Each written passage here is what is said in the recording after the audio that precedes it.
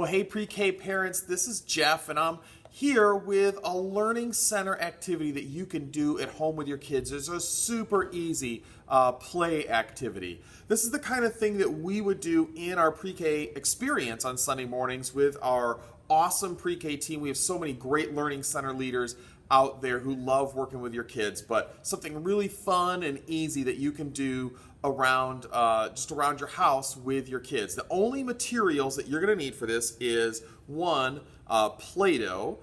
So you'll need some Play-Doh, some moon sand if you've got it, but I think most of us have Play-Doh somewhere in our houses. And then you're also going to need a way to tell your kids our Bible story today, which came from Exodus chapter 7.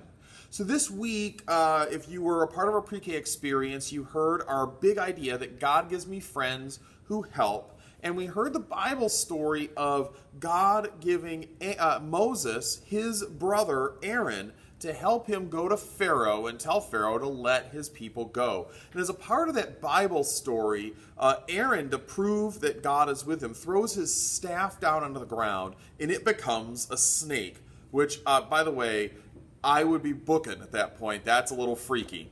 And then the Egyptian magicians do the same thing. They take their staves and they throw them on the ground. And they become snakes, but Aaron's snake eats up all of their snakes. So here's what I would suggest you do with your kids at home to help them remember this Bible story and help them remember how God sends friends to help. So take your Play-Doh out. This is amazing. It's actually a new not mixed with any other colors piece of Play-Doh, which is, that's rare and valuable, I think.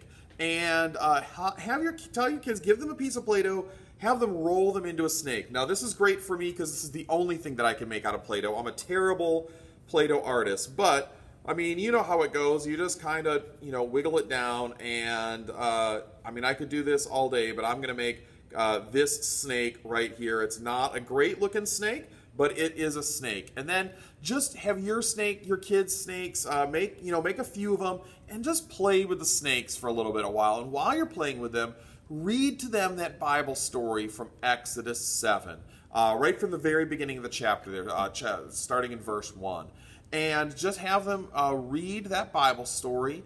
And when you get to the part of the snakes and where Aaron's snake gobbles up all the other snakes, pick one snake to be Aaron's snake and just start having it squiggle up, and you can make a kind of a mouth, and he can bite it and then roll it into a longer snake, and see how long of an enormously huge snake you guys can make with all your snakes in your Play-Doh. Your kids will have so much fun with this. They'll love seeing how long they can get this thing.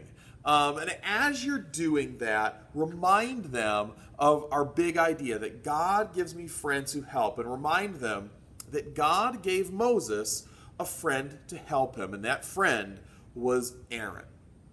Now, there's a couple of questions that you can ask your kids during this as well that there's no Bible knowledge that you have to know to be able to ask your kids these questions. In fact, you're really just going to be learning about your kids. I've got two questions for you, and here they are. Who's your best friend, and what do you like about your best friend? It's a great way for you to be able just to learn a little bit about your kids during this time. And you could share about your best friends and all that kind of stuff. But this is just a super fun way to play with your kid together as you're kind of stuck still a little bit in the house, and just to learn about their friendships and help them remember this Bible story with Moses and Aaron, and our big idea that God gives me friends who help. So I hope you have a ton of fun playing with some Play-Doh with your kids. It'd be great to share pictures of that on our JC Kids Facebook page.